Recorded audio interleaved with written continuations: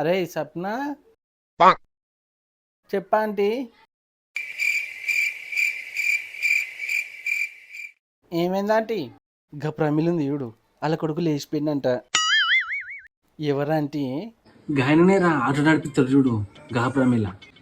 అయ్యో ఎప్పుడంటే ఎవరో పిల్లని లవ్ చేసిందంట, ఆమెను తీసుకొని వెళ్ళిపోయిందంట పొద్దుగానే.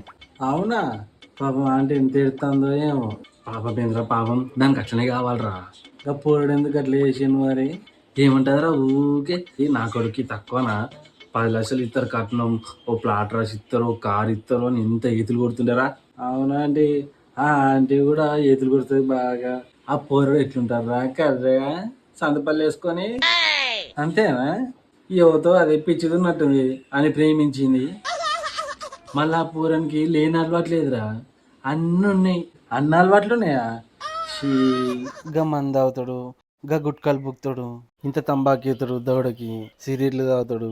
షీ అని చూస్తూనే ఒక ఆరం వస్తుంది నాకు కూడా డౌట్ వస్తున్నాయి ఆంటీ. దౌడకాడ ఇంత గడ్డ అయింది అనుకున్నా, తంబాకా అది. అవును కానీ ఇయ్యలేపు ఆడవరగాలంతా గతే ఉన్నారా. అరే ఏం పని చేస్తుండు, ఏం డ్యూటీ చేస్తాడు, ఎన్ని పైసలు వస్తాయి, మంచిగా చూసుకుంటాడా చూసుకోవడం అన్నది లేదు. పిల్లగాడు అయితే చాలు, వాడు ఏ పని చేసినా చేయకపోయినా లేచిపోతుర్రు గట్లనే. మా బుజ్జి చూడు పొద్దుగల డ్యూటీ పోయిందంటే మళ్ళీ సాయంత్రం వస్తుంది. అవునంటే మీ కూతురు మంచిగానే ఉంటుందండి, గట్ల ఉండాలి. ఫోన్ కూడా వాడదురా. అంటే ఈడేం చెప్తున్నావు? ఏం లేదయ్యా ఉట్టినే వచ్చిన. మీ బిడ్డ ఆటో డ్రైవర్తో లేచిపోయిందిగా. నడు నడు నడు. వంక తుమ్మ చెట్టు కింద వంట చేయమ్మో కన్నె పిల్ల కనక